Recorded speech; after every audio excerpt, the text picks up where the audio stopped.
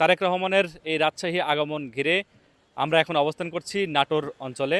নাটোর জেলার হৈবতপুর এলাকায় আমরা দেখছি সকাল থেকেই নাটোর শহরের নাটোর জেলা বিএনপির কার্যালয়ে কিন্তু আমরা লক্ষ্য করেছি যে বেশ কিছু বাস অর্থাৎ হাজার হাজার নেতাকর্মী রাজশাহীর উদ্দেশ্যে যাত্রা শুরু করেছে। আমরা এখন যেখানটায় দাঁড়িয়ে আছি নাটোরের হৈবতপুর এলাকা, এখানকার নেতাকর্মীরাও কিন্তু তারেক রহমানের যে জনসভা সেই জনসভা সফল করতে বিএনপির যে নেতাকর্মীরা তারা কিন্তু দলে দলে বিভিন্ন বাস ট্রাক সহ বিভিন্ন যানবাহনে তারা রাজশাহীর উদ্দেশ্যে রওনা দিয়েছেন ভোর থেকেই। আমরা যদি একটু দেখাতে চাই, এখন হৈবতপুর এলাকায় আছি, আমরা একটু কথা বলবো এই এলাকার যে নেতাকর্মীরা আছেন যারা রাজশাহীতে যাচ্ছেন দীর্ঘ 22 বছর পর তারেক রহমানের সাক্ষাৎ পেতে, তারেক রহমানের যে বক্তব্য এবং বিএনপির যিনি চেয়ারম্যান তারেক রহমান তার বিএনপির যে সামনে যে নির্বাচন রয়েছে সেই নির্বাচন কেন্দ্রিক যে বক্তব্যগুলো রাখবেন সেই সার্বিক বিষয়ে কিন্তু তারা সকাল থেকে কিন্তু আমরা লক্ষ্য করেছি শত শত নেতাকর্মী রাজশাহীর উদ্দেশ্যে রওনা দিয়েছেন। আমরা কিছু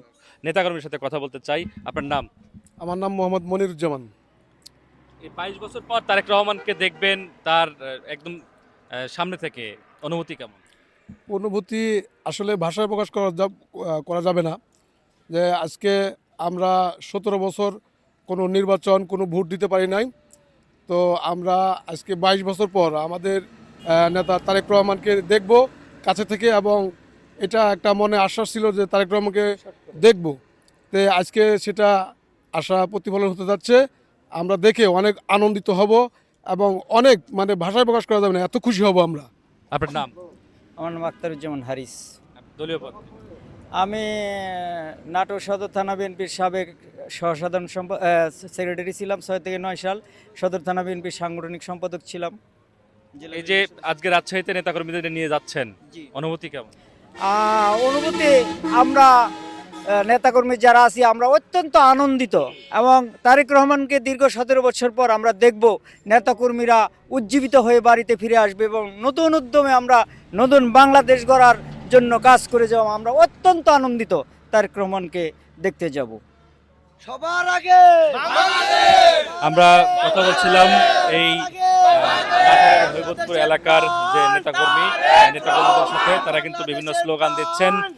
তারা অল্প সময়ের মধ্যেই রাজশাহীর উদ্দেশ্যে রওনা হবেন এবং সরাসরি একদম সাক্ষাৎ তারেক রহমানকে দেখার প্রত্যাশা নেই কিন্তু তারা যাচ্ছেন। আগামীকাল জাতীয় সংসদ নির্বাচন উপলক্ষে বিএনপির চেয়ারম্যান তারেক রহমান আজকে রাজশাহী থেকে নওগাঁ যাবেন, নওগাঁ থেকে বগুড়া, তারপরে সিরাজগঞ্জ এবং টাঙ্গাইল হয়ে আবার কিন্তু ঢাকায় ফিরবেন।